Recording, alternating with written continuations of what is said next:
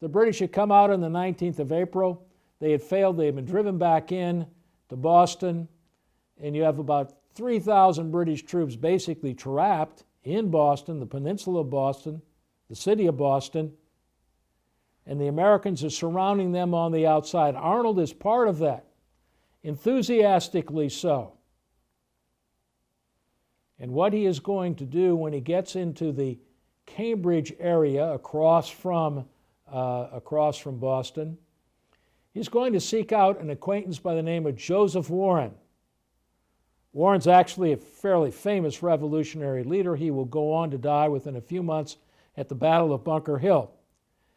And Arnold said, you know, I'm aware that this force is going to need significant weaponry, ordnance pieces, cannons, artillery.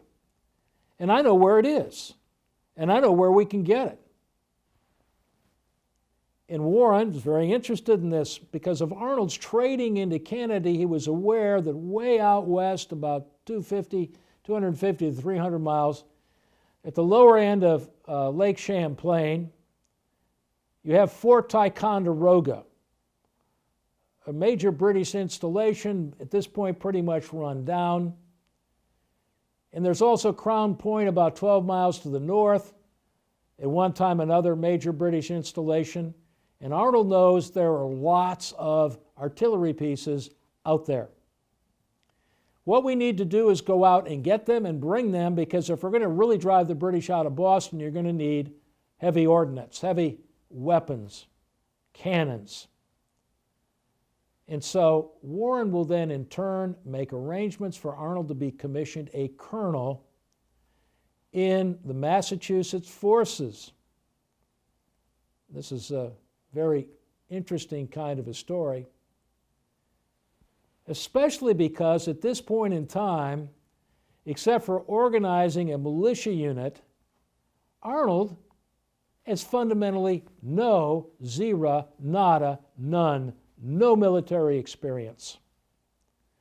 He's gone from being a captain of militia with no experience. Well, they go out and parade around and go through the manual of arms and try to impress the people in the community that they were ready for combat and all that sort of thing.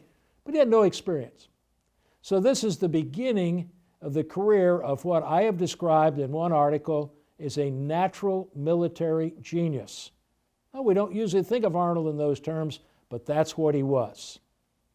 He will then go west, and he will link up, not to his pleasure, with an individual by the name of Ethan Allen.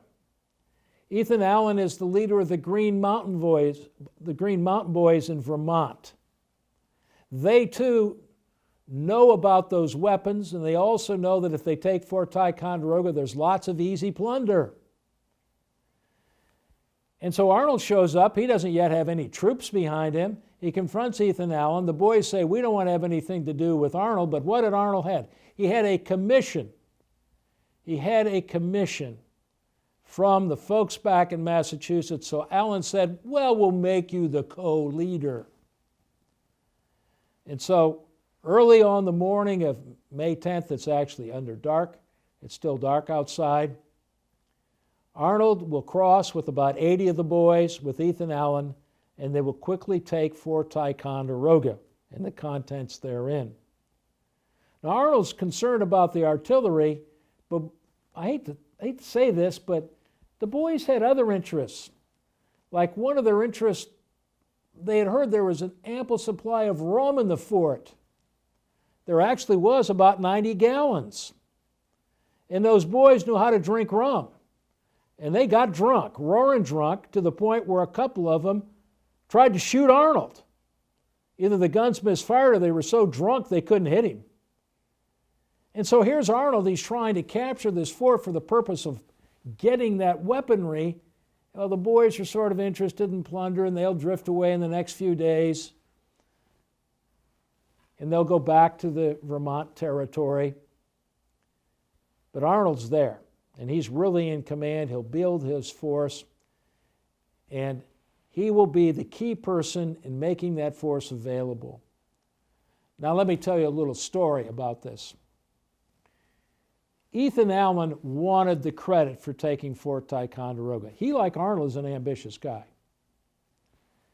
And so what he will do, once the fort is taken, he will send an emissary, a guy by the name of John Brown.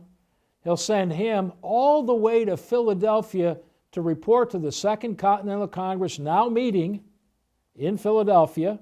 Actually started on May 10th, the selfsame day. And he's to report about the glorious triumph of taking Fort Ticonderoga from the British. And so Brown shows up, starts into a spiel before Congress. And the congressmen are very nervous at this point because they're not thinking about independence. They don't want to do anything to offend King George III.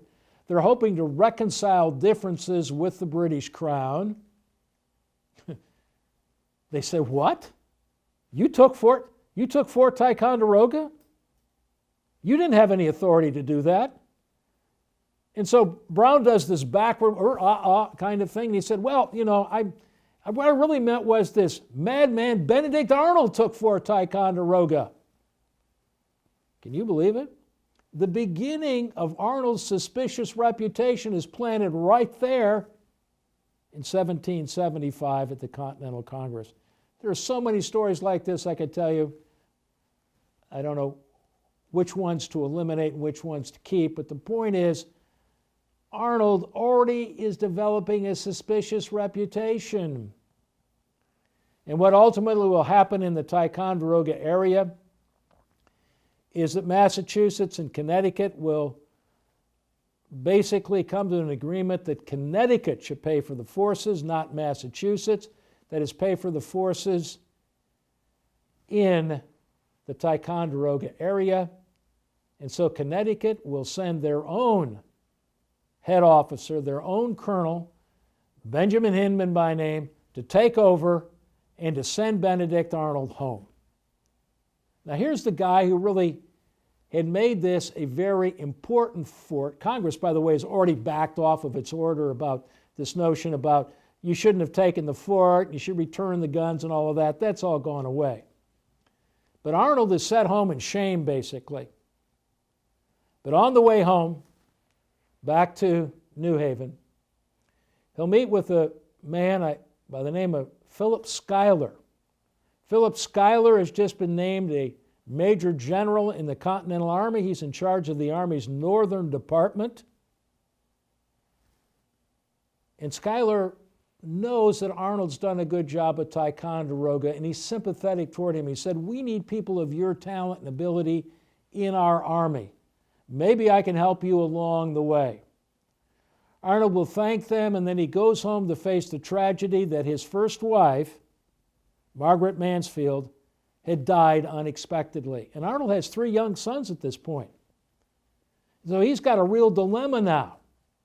Should I stay home, try to keep my mercantile business going, take care of my 3 sons, or should I turn that over to my beloved sister Hannah, the only other surviving child of his parents? She agrees to take charge of the children, and Arnold wants back into this war. He is determined to go after that arbitrary power.